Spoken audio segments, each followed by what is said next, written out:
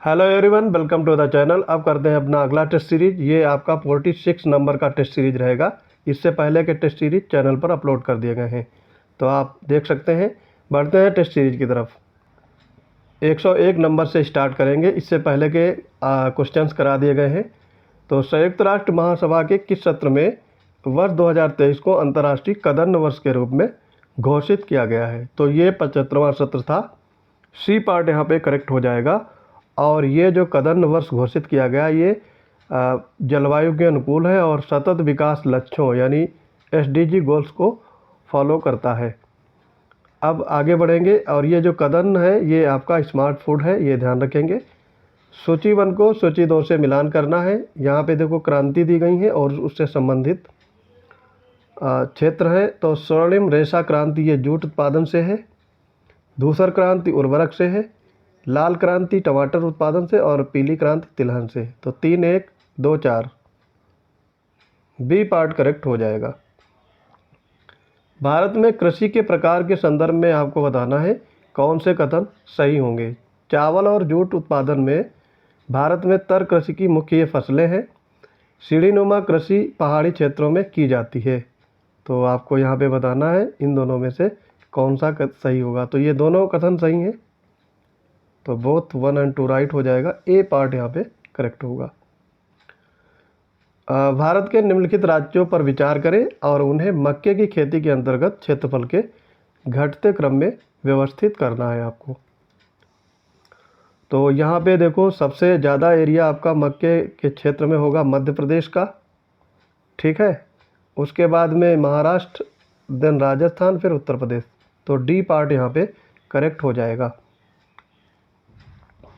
अब इसमें एक क्रमवाइज देख सकते हैं, जैसे कि मध्य प्रदेश और कर्नाटक में मक्का उत्पादन सबसे अधिक होता है 15%। तो यहाँ 15% लगा सकते हो, इस तरीके से देखेंगे। उसके बाद में महाराष्ट्र का आता है 10%, यूपी का आपका 8% आ जाएगा और राजस्थान का 9%। तो इस तरीके से भी याद रखेंगे ताकि आपको क्रोनोलॉजिकल ऑर्डर लगाने में प्रॉब्लम ना हो। 5 नंबर है राष्ट्रीय कृषि और ग्रामीण विकास बैंक नाबार्ड की स्थापना आपसे पूछा गया है। तो वेरी फेवरेट क्वेश्चन, ये आपका होगा 1982। बी पार्ट करेक्ट हो जाएगा, ठीक है।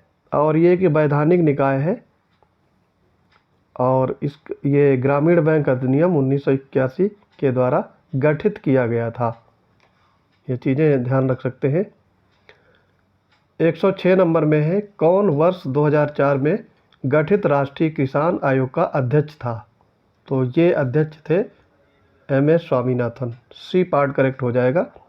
भारत में ये हरित क्रांति के जनक कहे जाते हैं, ठीक है। इन्होंने जो न्यूनतम समर्थन मूल्य के रूप में 50% अधिक न्यूनतम समर्थन मूल्य की सिफारिश की थी। ये एक्स्ट्रा फैक्ट याद रखेंगे। 107 में है कश्मीर हिमालय में करेवा संरचनाएं किसके उत्पादन के लिए जानी जाती हैं? तो ये है जाफरान। ए पार्ट यहाँ पे करेक्ट हो जाएगा, जो केसर की स्थानीय खेती के लिए उपयुक्त होता है। कॉफ़ी बोर्ड ऑफ इंडिया मुख्यालय पूछा गया है। बहुत सरल क्वेश्चन है, ये सबको पता होगा। तो ये होगा आपका बेंगलुरु। डी पार्ट करेक्ट हो जाएगा।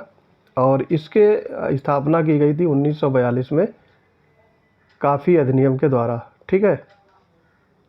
और इस बोर्ड में मुख्य कार्यकारी सहित 33 सदस्य शामिल होते हैं। कौन सा उष्णकटिबंधीय गन्ना उत्पादन क्षेत्र में नहीं आता है? तो गन्ना उत्पादन के अंतर्गत कौन सा नहीं आता है? हरियाणा। सी पार्ट करेक्ट हो जाएगा, ठीक। तो यहाँ पे हरियाणा नहीं आता है, बाकी ये तीनों राज्य गन्ना उत्पादन में आते हैं। 110 में देखेंगे भारतीय कृषि संसाधन परिषद यानी ICAR की स्थापना कब हुई थी? तो यहाँ पे आपसे ईयर पूछा गया है। 16 जुलाई 1929 को। ए पार्ट करेक्ट हो जाएगा। और इसका मुख्यालय कहाँ है? नई दिल्ली में। किसे भारतीय बागवानी का जनक कहा जाता है? तो ये है MS मैरीगोड़ा। डी पार्ट करेक्ट हो जाएगा। MS मैरीगोड़ा को भारत बागवानी का जनक कहा जाता है। 12वां देखेंगे भारत के राज्यों पर विचार करें और मवेशियों की संख्या के घटते क्रम में आपको बताना है। तो यहाँ पे सबसे ज़्यादा मवेशी उत्तर प्रदेश में, फिर राजस्थान में आएगा, बिहार, मध्य प्रदेश। तो बी पार्ट करेक्ट हो जाएगा। वह सबसे पूर्वी राज्य कौन सा है जहाँ कर्क रेखा गुजरती है? तो आपको पता होगा कर्क रेखा 8 राज्यों से गुजरती है और सबसे पूर्वी राज्य होगा आपका मिजोरम। तो डी पार्ट यहाँ पे करेक्ट हो जाएगा। ठीक है, और ये 8 राज्य आपको पता होने चाहिए: गुजरात, राजस्थान, मध्य प्रदेश, छत्तीसगढ़, झारखंड, पश्चिम बंगाल, त्रिपुरा और मिजोरम। ठीक है, ये ध्यान रख सकते हो। आर्कियन चट्टान प्रणाली के बारे में आपको बताना है। ये चट्टानें प्रायद्वीपीय भारत और हिमालय क्षेत्र दोनों में पाई जाती हैं। सही है ये। और इस चट्टान प्रणाली के अंतर्गत उच्च कार्बोनिफोरस से लेकर नवीनतम चट्टानें शामिल हैं। तो ये दोनों राइट हो जाएंगे। सी पार्ट आपका करेक्ट हो जाएगा। पूगा घाटी आपसे पूछा गया है, ये कहाँ पे है? तो पूगा घाटी आपका लद्दाख में है। ए पार्ट करेक्ट हो जाएगा। पूगा घाटी लद्दाख में, और इसे साल्ट लेक घाटी के नाम से भी जाना जाता है। और ये घाटी 30 किलोमीटर तक फैली हुई है। कौन सा तट भारत के पूर्वी तट पर स्थित है? तो आपको ये सारे तट के लोकेशन पता होनी चाहिए। कोंकण तट, उत्कल तट, आंध्र तट और कोरोमंडल तट। तो यहाँ पे उत्कल, आंध्र और कोरोमंडल ये तीनों पूर्वी घाट पर स्थित है। तो यहाँ पे एक पार्ट करेक्ट हो जाएगा। कोंकण जो तट है ये आपका पश्चिमी घाट साइड में है, दक्षिण पश्चिम। ठीक। कथन कारण दिए गए हैं। ब्रह्मपुत्र बाढ़, चैनल शिफ्टिंग और बैंक कटाव के लिए फेमस है और इसकी अधिकांश सहायक नदियाँ बड़ी हैं और अपने जल ग्रहण क्षेत्र में भारी वर्षा के कारण बड़ी मात्रा में तलछट लाती हैं। तो इसमें आपको बताना है कौन सा सही होगा। तो ये दोनों सही हो जाएंगे और आर ए की व्याख्या भी करेगा। तो यहाँ पे आपका डी पार्ट करेक्ट हो जाएगा। कौन सी नदी अंतर्देशीय जल निकासी प्रणाली का हिस्सा है? तो ये घग्गर और लूनी, ये दोनों नदी अंतर्देशीय जल निकासी के हिस्से हैं। बी ए पार्ट यहाँ पे करेक्ट होगा। 1 और 2 राइट हो जाएगा। और लूनी एक ऐसी नदी है जो अरावली पर्वतमाला से निकलने के बाद कच्छ के रण में लुप्त हो जाती है। और यहाँ पे ये 2 ऑप्शन दिए गए हैं, गोमती और सोन, ये गंगा की सहायक नदियाँ हैं। 119 में देखेंगे भारत का सबसे लंबा बांध पूछा गया है। तो ये हीराकुंड बांध, बी पार्ट करेक्ट हो जाएगा। ये उड़ीसा में महानदी के तट पर स्थित है और ये आपका 1979 में स्थापित किया गया था। अल नीनो के संदर्भ में बताना है। ये एक गर्म जलधारा है जो पेरू के तट से दूर उष्णकटिबंधीय प्रशांत क्षेत्र में प्रकट होती है और ये मानसून गतिविधियों की भविष्यवाणी में सहायता करती है। ठीक है, तो यहाँ ये दोनों कथन राइट हो जाएंगे। तो बोथ 1 और 2 करेक्ट होगा। कौन से कारक मृदा निर्माण को प्रभावित करते हैं? जनक चट्टान, तापमान, तल रूप और समय। ठीक है, तो ये चारों हो जाएंगे। डी पार्ट यहाँ पे राइट हो जाएगा, उपयुक्त सभी। काली मृदा के संदर्भ में कथनों पर बताना है। कौन से कथन सही नहीं है काली मृदा के बारे में? इसमें उच्च उर्वरता है जो बिना उर्वरक के भी कई फसलों का समर्थन करती है। ये लंबे समय तक नमी बनाए रखने के लिए जानी जाती है। इसमें एल्युमिनियम, कैल्शियम, चूना और पोटाश की कमी होती है। और ये कपास, गेहूँ, तिलहन, सब्जियों और खट्टे फलों को समर्थन करती है। तो यहाँ पे ये आपका तीसरा पार्ट गलत होगा। एल्युमिनियम, कैल्शियम, चूना और पोटाश, ठीक है, इसमें कमी होती है, तो ये अधिकता पाई जाती है। कौन सा मृदा निम्नीकरण का प्रभाव नहीं है, ये पूछा गया है। तो ये आपका भूमिक्षरण, बाढ़ में वृद्धि और सूखा एवं शुष्कता, ये तीनों मृदा निम्नीकरण के प्रभाव हैं, खनन नहीं है। तो डी पार्ट यहाँ पे राइट होगा। टुंड्रा मृदा के बारे में पूछा गया है। इसमें नाइट्रोजन और फास्फोरस की प्रचुर मात्रा पाई जाती है। सही है ये। और ये एक अच्छे कार्बन सिंक के रूप में कार्य कर सकता है, ये भी सही है। तो यहाँ पे बोथ 1 और 2 राइट हो जाएगा, सी पार्ट करेक्ट होगा।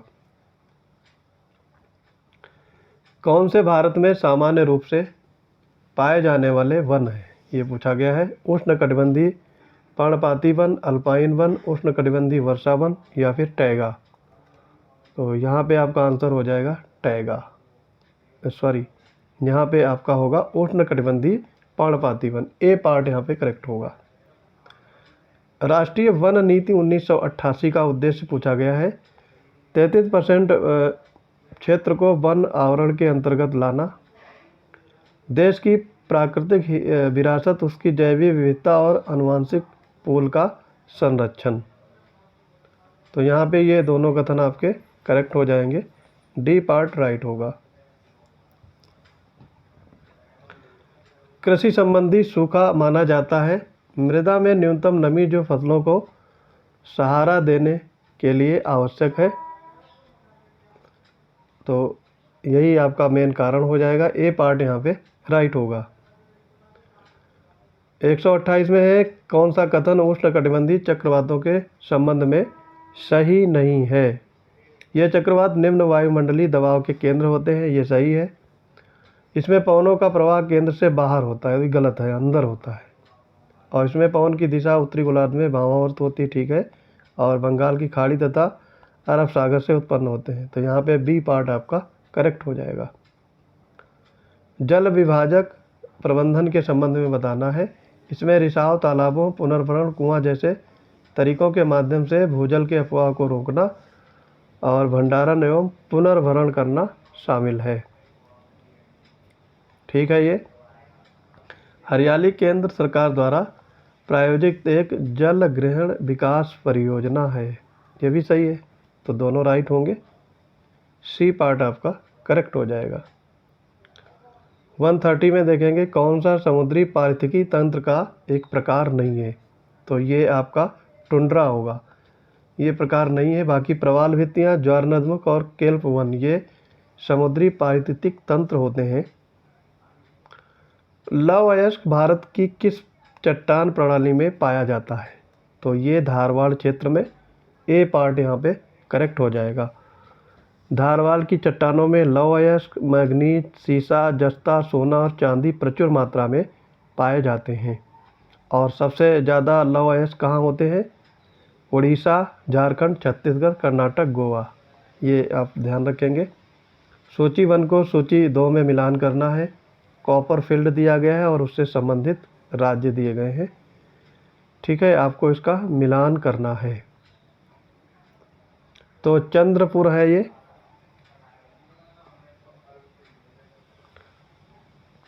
ये आपका चंद्रपुर जो है महाराष्ट्र, सही मैच है ये।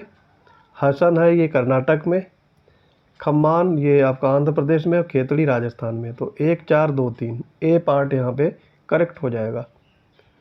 बोनाई किरुबुरु नोवामुंडी ये खदानें किस खनिज से संबंधित हैं। तो ये आपकी हैं लव अयस्क, सी पार्ट करेक्ट हो जाएगा, ठीक है। ये लव अयस्क से संबंधित है।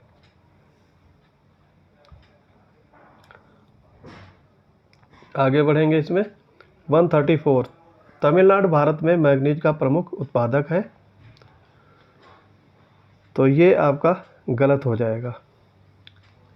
मैग्नीज का सबसे प्रमुख उत्पादक है उड़ीसा।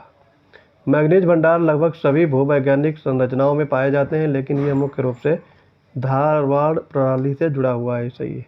तो दूसरा पार्ट इसमें राइट हो जाएगा। लौह और इस्पात उद्योग के संबंध में बताने हैं, कौन से खनिज आवश्यक हैं। Coking coal, dolomite, zinc, chromium. तो यहाँ पे कोकिंग कोल, डोलोमाइट और क्रोमियम ये तीनों लौह और इस्पात उद्योग के लिए आवश्यक है। यहाँ पे डी पार्ट करेक्ट हो जाएगा, जिंक की इसमें ज़रूरत नहीं है। 36 में देखेंगे, कोल्ड फील्ड पर विचार कीजिए। कोलार कोल्ड फील्ड, हट्टी गोल्ड फील्ड और रामगिरी, गोल्ड फील्ड, ये तीनों गोल्ड फील्ड दी गई हैं। आपको बताना है कर्नाटक में कौन सी स्थिति है। तो कोलार और हट्टी ये तीनों गोल्ड फील्ड कर्नाटक में है। ए पार्ट यहाँ पे करेक्ट हो जाएगा। और रामगिरी जो गोल्ड फील्ड है ये आपका कहाँ पे है, ये समझेंगे तो ये है आपका आंध्र प्रदेश में। ठीक है, आंध्र प्रदेश में है रामगिरी गोल्ड फील्ड। 137 कौन सी नदी उत्तर प्रदेश से होकर नहीं बहती है। तो बेतवा, गोमती, घाघरा ये तीनों उत्तर प्रदेश से होकर के बहती हैं। महानंदा नहीं बहती है। तो महानंदा कहाँ से, नेपाल से निकलती है और पश्चिम बंगाल में विलय हो जाती है गंगा नदी में। तो बी पार्ट करेक्ट हो जाएगा। भूस्खलन की घटना के संबंध में बताना, ये हिमालय, पश्चिमी घाट और नदी घाटियों में आम विशेषताएं हैं। और दूसरा स्टेटमेंट है, ये काफ़ी हद तक अत्यधिक स्थानीयकृत कारकों द्वारा नियंत्रित होते हैं। तो ये दोनों राइट होंगे। सी पार्ट इसमें करेक्ट हो जाएगा। 139 बढ़ेंगे। कौन सी छोटी प्लेट नहीं है। Arctica plate, Nazca plate, Arabian plate या फिर फिलीपीन प्लेट। तो ये आपका होगा Antarctica plate. A part correct हो जाएगा। ये समुद्री प्लेट है और भारी विशालकाय प्लेट होती है। सरदार सरोवर बांध पूछा गया है किस नदी पर बनाया गया है। काफ़ी इजी और ब्रांडेड क्वेश्चन है। सी पार्ट इसमें राइट होगा, नर्मदा नदी। ठीक है, और इसकी परियोजना की शुरुआत 1979 में की गई थी और इससे सबसे ज़्यादा लाभ होता है राजस्थान और गुजरात को। भारत में बॉक्साइट का सबसे बड़ा उत्पादक राज्य, तो ये आपका होगा उड़ीसा। ए पार्ट करेक्ट हो जाएगा। आगे बढ़ेंगे। 142 राष्ट्रीय गंगा नदी बेसिन प्राधिकरण की स्थापना की गई है। आपसे ईयर पूछा गया है, तो ये 2009 में। सी पार्ट आपका राइट हो जाएगा। और इस प्राधिकरण की अध्यक्ष होते हैं प्रधानमंत्री और सदस्य उसके होते हैं केंद्रीय मंत्री और सभी संबंधित राज्य के मुख्यमंत्री जहाँ से गंगा नदी बहती है। विश्व वन्य जीव दिवस पूछा गया है, कब मनाया जाता है। तो ये 3 मार्च को मनाया जाता है। ए पार्ट यहाँ पे करेक्ट हो जाएगा। और ये 2013 से मनाया जाता है, तो ये भी ध्यान रखेंगे। अधिनियम दिए गए हैं परियोजना और उससे संबंधित वर्ष आपसे पूछा गया है इसमें कौन सा सही सुमेलित नहीं है। वन्यजीव संरक्षण अधिनियम 1972 में सही है। जैविक विविधता अधिनियम 2002 सही है। और प्रोजेक्ट टाइगर ये 1973 है, ना कि 72। और प्रोजेक्ट हाथी ये सही है। तो सी पार्ट यहाँ पे करेक्ट हो जाएगा। पर्यावरणीय भूगोल के संदर्भ में बताना है कौन से आर्द्रभूमि के प्राथमिक कारक हैं। तो ये होगा आपका कार्बन सिंक। ए पार्ट यहाँ पे राइट हो जाएगा। भारतीय गिद्ध कार्य योजना की समयावधि आपसे पूछा गया है, तो ये समयावधि आपकी है 2020 से 2025 के बीच में। ए पार्ट यहाँ पे करेक्ट हो जाएगा। और ये ministry of environment, forest and climate change के अंतर्गत आता है। 147 देखेंगे। पश्चिमी घाट के संदर्भ में बताना है। पश्चिमी घाट जिसे सह्याद्री पहाड़ियों के नाम से भी जाना जाता है, वनस्पतियों और जीवों के समृद्ध और अद्वितीय संयोजन के लिए प्रसिद्ध है। ठीक है, तो ये आपका कथन सही है और इसे यूनेस्को विश्व धरोहर स्थल के रूप में मान्यता प्राप्त है, भी सही है। दोनों राइट हो जाएंगे। सी पार्ट आपका करेक्ट हो जाएगा। 148 में देखेंगे। नदी के मींडर्स के संदर्भ में बताना है कौन सा कथन सही नहीं है। इसका निर्माण तब होता है जब उच्च स्तर से बहने वाली धाराएं निम्न ढलान वाले मैदानों में टूट जाती हैं। सही है। और आपको बताना है कौन सा कथन सही है। तो ये सही नहीं है। नदी के मींडर्स होने के कारण आक्सीबो झील का निर्माण होता है, ये सही है। तो बी पार्ट यहाँ पे राइट होगा। 149 कौन सा बंदरगाह भारत के पूर्वी तट पर नहीं है पूछा गया है। इन्नौर, पारादीप, बधावन और तूतीकोरिन। तो यहाँ पे ये होगा आपका बधावन। सी पार्ट करेक्ट होगा। बाकी इन्नौर, पारादीप और तूतीकोरिन ये पूर्वी तट पर स्थित है। अब देखेंगे आज का अंतिम क्वेश्चन। कौन सा युग्म नदी सहायक नदी से सही सुमेलित नहीं है। गोदावरी, मंजीरा, कृष्णा, पेनगंगा, महानदी, हसदेव, झेलम, किशन गंगा। तो यहाँ पे आपका राइट हो जाएगा कृष्णा का पेनगंगा। तो बी पार्ट करेक्ट होगा, क्योंकि जो पेनगंगा है वो कृष्णा की सहायक नदी नहीं है, वो है गोदावरी की सहायक नदी। तो आई होप ये वीडियो आपको पसंद आया होगा। मिलते हैं अपनी अगली टेस्ट सीरीज में, तब तक के लिए चैनल से जुड़े रहिए। अगर आपको इन सब की PDF या फिर अन्य स्टडी मटेरियल अवेल करना है तो UPPSC मेकर टेलीग्राम चैनल से जुड़ जाएंगे, वहाँ पे बहुत सारी PDF शेयर की जाती हैं। तो मिलते हैं अपने अगले वीडियोज़ में, तब तक के लिए पढ़ते रहिए। जय हिंद।